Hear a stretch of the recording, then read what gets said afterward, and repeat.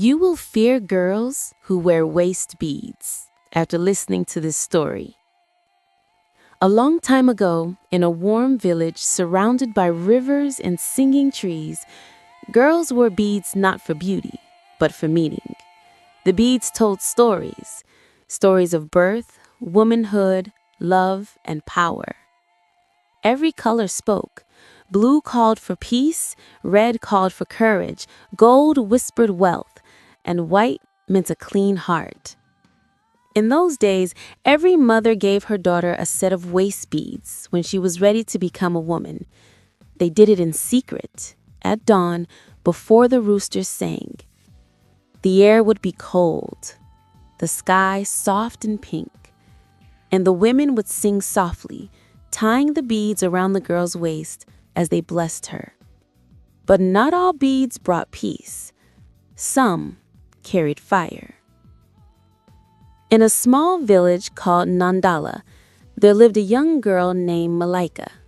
She had eyes that shone like morning dew and a laugh that made everyone smile. Her mother, Ayo, loved her dearly and raised her to be respectful, calm, and kind. Ayo always said, "A woman's beauty must live quietly inside her, not dance wildly for the world." One day, Ayo took Malaika to her grandmother's hut. The old woman sat beside the fire, her skin wrinkled like dry leaves, but her eyes bright and alive. She held a small wooden ball filled with beads that sparkled in the firelight. "These are not just decorations," she said. "They carry the strength of our mothers." She tied them around Malaika's waist, bead by bead, singing an old song that only grandmothers knew. Malaika felt warm, as if sunlight had entered her heart.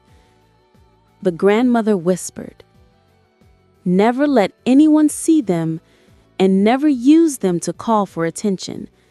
They are meant to remind you of who you are, not to make others forget who they are." Malaika promised. For many seasons, she kept that promise. She helped her mother fetch water, grind millet, and sing in the evenings. Everyone loved her gentle ways. But one day, strangers came to Nandala. Men from the city, wearing shiny shoes and speaking fast. They brought news of the world beyond the forest. They spoke of cars, tall buildings, music that made the ground shake, and money that could buy anything. Malaika listened, her heart beating fast. She had never seen the city, but now she wanted to. She wanted to know what lay beyond the hills. That night, she sat by the river, touching her beads. They felt warm under her fingers, as if alive. "What would it be like out there?" she whispered. The beads glowed faintly in the moonlight. Somewhere deep inside her, a new feeling grew, curiosity mixed with desire. When she was 18, she left for the city. Her mother cried softly, giving her a small basket of groundnuts and blessings. Ayo whispered, "Do not forget us." The city was loud, bright, and full of people who walked fast and never looked at the sky. At first, Malaika was afraid, but soon she found friends who laughed loudly, wore colorful clothes, and danced without care. They told her she was beautiful. They asked her about her waist beads, which they saw one day when she changed clothes in their room. "Wow, those look so nice. You should show them off," one said. Malaika hesitated. "They are not for everyone to see," she said. "Come on," her friend laughed. "It's the modern world now. Don't be shy." The next weekend, Malaika wore a short blouse for the first time. When she looked in the mirror, the beads shimmered like trapped sunlight. She smiled. That night at the club, People stared. Men came closer, their eyes wide. They said sweet words, offered drinks, and called her Queen of Beads. For the first time, Malaika felt powerful, too powerful. Every look made her heart beat faster. She began to believe the beads gave her strength to make people love her. She forgot her grandmother's warning. Weeks turned into months. Malaika changed. Her laughter grew louder, her eyes sharper. She liked the attention. She used her charm like magic. Men followed her, fought for her, promised her the world. But the beads started to feel heavier. Sometimes they hummed softly, like they were breathing. At night, when she lay in bed, she heard whispers, voices she could not understand. Sometimes she thought she saw her grandmother's face in her dreams, looking sad, shaking her head. Still, Malaika ignored it. "It's just my mind," she told herself. "I'm fine." But deep down, the beads were watching. One evening, at a grand party filled with laughter and music, Malaika met a rich man named Tano. He said he could make her life shine brighter than gold. She smiled and let him hold her hand. He gave her gifts, dresses, jewelry, and a phone that sparkled like the stars. But Tano had a wife. Malaika knew it, but she told herself it didn't matter. "He loves me more," she said. The night she went to meet him secretly, the sky was dark and heavy. Thunder rolled like drums of warning. When Tano touched her waist, her beads grew hot, burning her skin. She gasped and stepped back, but he didn't notice. Suddenly, the string snapped. The beads fell to the floor and rolled away, glowing like tiny embers. A strange wind blew through the room, though all the windows were closed. Tano froze, eyes wide, as the air grew cold. Malaika heard a voice, low, ancient, angry. "You forgot who you are." Her body shook, the lights flickered, the room seemed to twist around her. Then everything went black. When she woke up, she was lying alone on the floor. The beads were gone. Her waist felt bare and cold. She ran to the mirror. Her eyes looked older, tired, empty. That night, she packed her things and left the city. The road home was long. The village was quiet, almost unchanged. But when she reached her grandmother's hut, it was empty. The old woman had passed away months before. Malaika fell to her knees and cried until the sun rose. At dawn, an old woman came to her, a healer named Nana. She helped Malaika to her feet. "The beads did not curse you, child," Nana said softly. "You cursed yourself when you forgot their meaning." She took Malaika to the river and washed her with herbs. Then she tied a new set of plain white beads around her waist. "These will not shine," she said. "They will only remind you to stay humble." And from that day, Malaika changed. She taught young girls that waist beads were not toys or traps. They were symbols of pride, womanhood, and peace.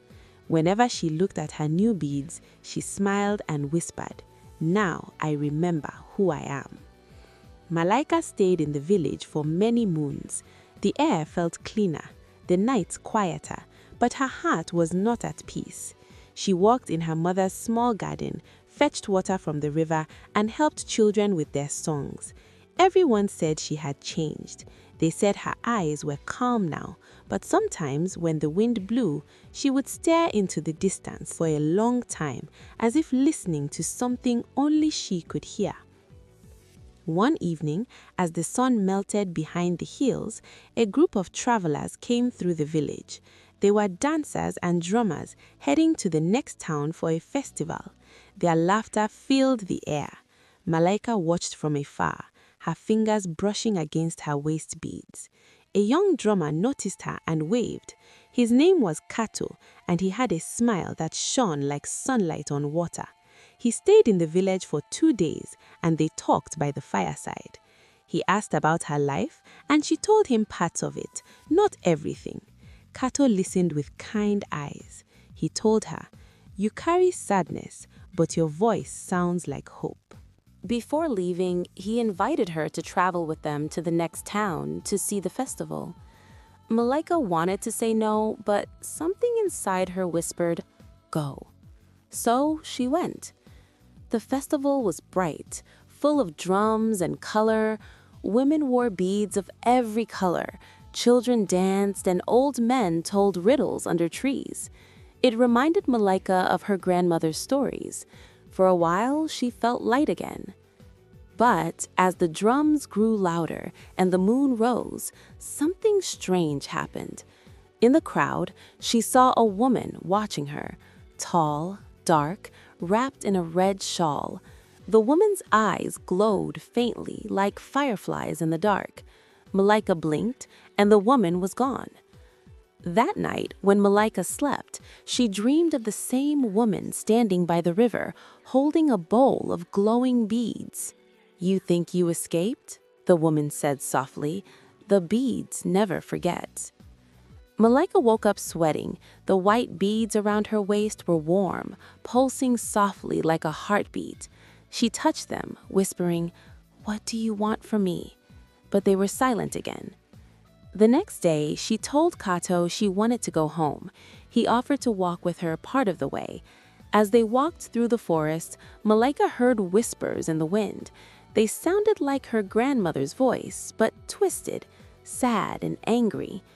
"Remember who you are, or we will remind you." Her steps grew heavy. Kato asked if she was okay. She smiled weakly and said she was fine, but her heart was racing. She could feel something watching her, not a person, but a presence. When they reached the edge of the forest, a small bird landed on her shoulder. Its feathers shimmered gold, and it looked right into her eyes before flying away. Kato said, "That bird only visits those who carry spirits." Malaika couldn't sleep. The wind kept howling, and the beads on her waist moved on their own. Then she heard a faint song, the same one her grandmother used to sing when tying the beads years ago. It came from outside her hut. She opened the door slowly, and in the moonlight she saw footprints glowing faintly in the dust, leading toward the river. Her body moved before her mind could stop it. She followed. At the riverbank, the air was cold and still. The moonlight danced on the water. Then she saw her reflection, but it was not her. The woman in the water wore red beads, her eyes glowing like fire. Malaika stepped back, trembling. "You forgot us," the reflection said. "You used what was sacred to chase shadows. Now the river will test your heart." The water began to swirl. The reflection reached out, and Malaika screamed. She turned to run, but her foot slipped, and she fell into the cold, deep water. The river swallowed her whole. When Malaika opened her eyes, everything was quiet. She was lying on dry ground, but it was not the same world. The air shimmered, the trees glowed faintly, and she could hear soft singing, hundreds of voices, old and young. She sat up and saw women everywhere, wearing beads that sparkled like stars. Some were weaving, some dancing, some singing to the wind. One of them walked towards her. It was her grandmother. "Malaika," the old woman said gently, "you have crossed into the spirit land. The river brought you here to learn." Malaika's voice shook. "I didn't mean to lose my way. I was just curious." Her grandmother smiled sadly. "Curiosity is not a sin. Forgetting your roots is. You wore our power like decoration. Now you must carry it like truth." She reached out and touched Malaika's white beads. They turned golden in a flash of light. "Go back, my child. Tell them the meaning of what they wear. Teach them to respect what they do not understand." Malaika opened her eyes beside the river again, wet, shivering, but alive. Her beads glowed softly. golden now, not white. She looked at the sky and whispered, "I will not forget again." Before Malaika could speak, the wind rose, the world spun, and Malaika found herself lying beside. The village awoke slowly that morning, as if the earth itself was stretching after a long sleep. Smoke curled from cooking fires, roosters crowed. Women swept their yards in wide, steady circles. Life moved as it always had. But Malaika felt it, a tremor beneath the calm. She stood at the edge of the river, watching the water glide past stones that had not moved in centuries. Her golden beads rested against her skin, warm and faintly humming. They no longer frightened her. They spoke in quiet pulses, like a second heartbeat. Somewhere beyond the trees, a girl was crying. Not with her mouth, with her spirit. Malaika closed her eyes, and the world shifted. She saw a narrow path between hills. She saw a girl running through tall grass, her hands clutching her waist. The beads around her glowed a sickly red. Every step left a faint scorch on the earth. The girl's shadow did not follow her. It ran ahead. Malaika opened her eyes. The elders had warned her, when the sacred is treated as play, it does not fade, it answers. She wrapped her shawl around her shoulders and began to walk. By midday, she reached a neighboring village where the air felt heavy, like a storm waiting to fall. People whispered as she passed. They had heard of her. Some bowed their heads, others stared with fear, as if she were not fully human. A woman ran toward her, dust rising beneath her feet. "It's my daughter," she cried. "She won't sleep. She talks to the mirror. She says another girl lives inside it." Malaika followed her into a small hut. The girl sat in the corner, knees pulled to her chest. Her eyes were wide and shining, reflecting a light that did not exist. Around her waist, bright beads twisted and tightened, shifting like living things. "Do you see her?" the girl whispered. "She smiles when I cry." Malaika knelt slowly.